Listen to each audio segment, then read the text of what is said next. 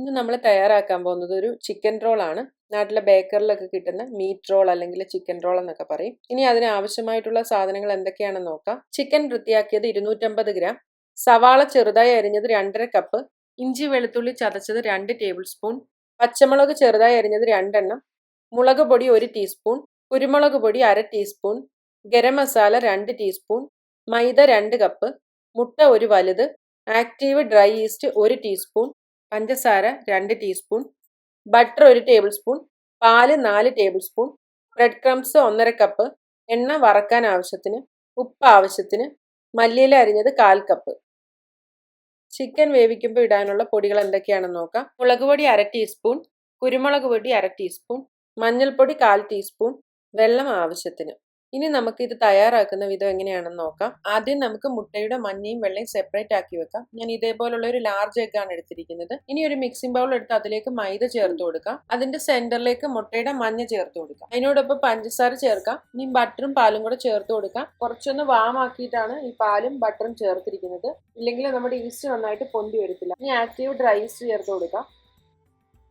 ഇനി ഇത് നന്നായിട്ടൊന്ന് മിക്സ് ചെയ്ത് കൊടുക്കാം.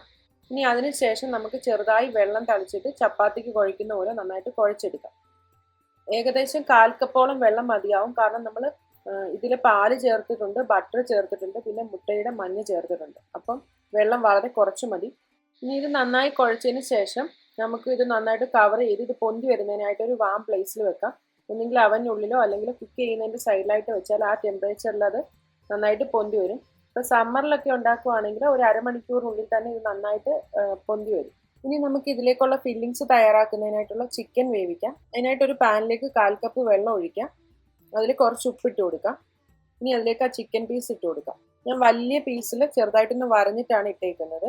ഇപ്പോൾ കുറച്ച് വെള്ളം ഇറങ്ങുന്ന ടൈപ്പ് ആണെന്നുണ്ടെങ്കിൽ വെള്ളം ചേർക്കണമെന്നില്ല. ഇനി ചിക്കനിലേക്ക് മസാല പിടിക്കുന്നതിനായിട്ട് 1/2 ടീസ്പൂൺ മുളക് പൊടി, 1/2 ടീസ്പൂൺ കുരുമുളക് പൊടി, 1/4 ടീസ്പൂൺ മഞ്ഞൾപ്പൊടി ഇത്രയും കൂടെ ചേർത്തിട്ട് ഇത് ചെറുതായിട്ടൊന്ന് ഇളക്കി കൊടുക്കാം. അതിനുശേഷം ഇത് അടച്ചു വെച്ച് നന്നായിട്ട് വേവിച്ചെടുക്കാം. ഇപ്പം നമ്മുടെ ചിക്കൻ നന്നായിട്ട് വെന്തിട്ടുണ്ട്. ഇതൊരു 15 മിനിറ്റ് മതിയാവും. ചിക്കൻ ഒന്ന് തണുക്കുന്നിടം വരെ വെയിറ്റ് ചെയ്യാം. അത് തണുത്ത് ചിക്കൻ ഒന്ന് തണുത്തിട്ട് നമുക്ക് ഇതൊന്ന് എല്ലിൽ നിന്ന് വിടിവിച്ചെടുക്കാം. ഇനി ഇത് നമുക്കൊരു ഫുഡ് പ്രോസസ്സറിലോ അല്ലെങ്കിൽ മിക്സിയുടെ ജാറിലോ ഇട്ടിട്ട് നന്നായിട്ടൊന്ന് മിക്സ് ചെയ്തെടുക്കാം. ഒരുപാട് അങ്ങ് അരഞ്ഞു പോയിട്ട് ചെറുതായിട്ടൊന്ന് മിക്സ് ചെയ്തെടുക്കാൻ പറ്റും. ഇനി ഇതിൻ്റെ മസാല റെഡിയാക്കുന്നതിനായിട്ട് ഒരു പാനിൽ കുറച്ച് എണ്ണ ഒഴിച്ചു കൊടുക്കാം. എണ്ണ ചൂടായി കഴിയുമ്പോൾ അതിലേക്ക് ചെറുതായി കൊത്തി അരിഞ്ഞു വെച്ചിരിക്കുന്ന സവാള ചേർത്ത് കൊടുക്കാം. ഇനി അതൊരു മിനിറ്റ് ഒന്ന് വഴറ്റിയെടുക്കാം. ഇനി അതിലേക്ക് ഇഞ്ചി വെളുത്തുള്ളി ചതച്ചതും പച്ചമുളക് ചെറുതായി അരിഞ്ഞതും കൂടെ ചേർത്ത് കൊടുക്കാം.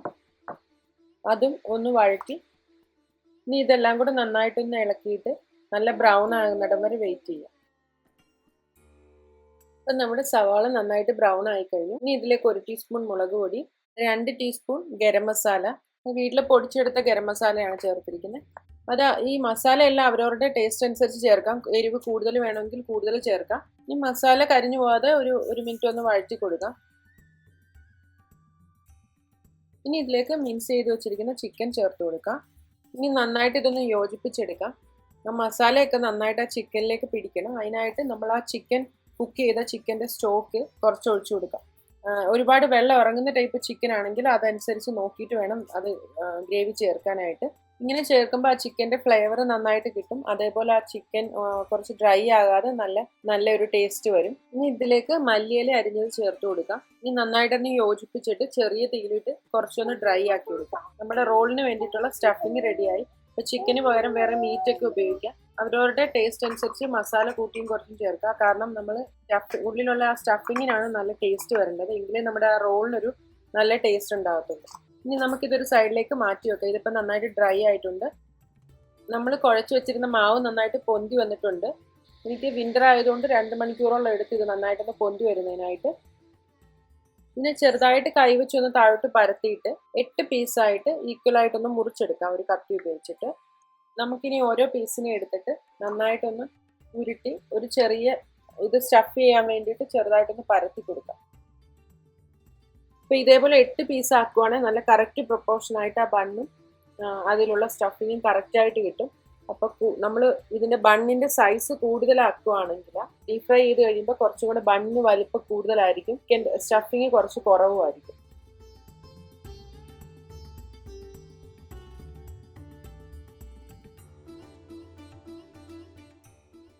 ഇനി നന്നായിട്ട് കൈ വെച്ച് നന്നായിട്ട് സീൽ ചെയ്തിട്ട് കയ്യിൽ വെച്ചൊന്ന് റോൾ ചെയ്തെടുക്കാം.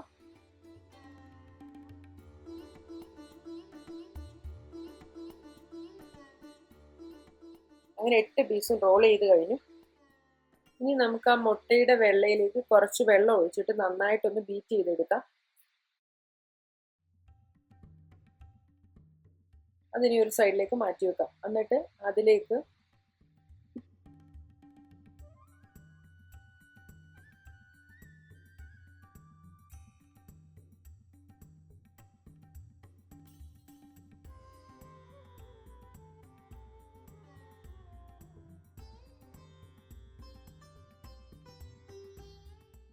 എട്ട് പീസും ഞാൻ ഇതേപോലെ മുട്ടയുടെ വെള്ളയിൽ മുക്കി ബ്രെഡ് ക്രംസിൽ നന്നായിട്ട് പൊതിഞ്ഞ് മാറ്റി വെച്ചു.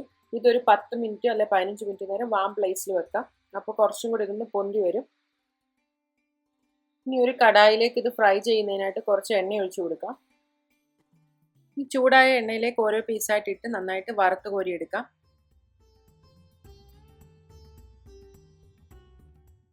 എണ്ണയിൽ കിടന്ന് ഒന്നും കൂടെ വലിപ്പം വെക്കും. അത് കാരണം ചെറിയ പീസായിട്ട്, അത് 8 പീസ് എന്ന് പറയുന്നത് കറക്റ്റ് ആണ്.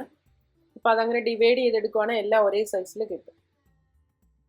ഇപ്പം നന്നായിട്ട് വറുത്ത് കഴിഞ്ഞു. ഇനി നമുക്കിതൊരു പേപ്പർ ടവലിലേക്ക് വറുത്ത് കോരാം. ഇങ്ങനെ എല്ലാ പീസും ഇതേപോലെ നന്നായിട്ട് വറുത്ത് ഒരു പാത്രത്തിലേക്ക് മാറ്റാം. ഒരു പീസ് നമുക്കൊന്ന് കട്ട് ചെയ്ത് നോക്കാം. പുറമേ നല്ല കട്ടിയും അകം നല്ല സോഫ്റ്റുമാണ്. ഇതിപ്പോൾ അതിൻ്റെ ഫില്ലിങ്സ് നല്ല കറക്റ്റ് പ്രൊപ്പോർഷനായിട്ട് കിട്ടിയിട്ടുണ്ട്. ഇല്ലെങ്കിൽ ബണ്ണ് നല്ല വലുപ്പമായിപ്പോൾ അതിൻ്റെ ഫില്ലിങ്സ് വളരെ കുറച്ച് മാത്രമേ കാണത്തുള്ളൂ. ഈ ഒരു സൈസിൽ വേണം അത് പാകത്തിന് റോൾ ചെയ്തെടുക്കാൻ. ഇത് വളരെ ടേസ്റ്റി ആയിട്ടുള്ളൊരു ഡിഷാണ്. എല്ലാവരും ഒന്ന് ട്രൈ ചെയ്ത് നോക്കണം. ഇനി കൂടുതൽ വീഡിയോകൾക്കായിട്ട് എല്ലാവരും പാചകലോകം ചാനൽ സബ്സ്ക്രൈബ് ചെയ്യുക. ഫേസ്ബുക്കിലെ പേജ് ലൈക്ക് ചെയ്യുക.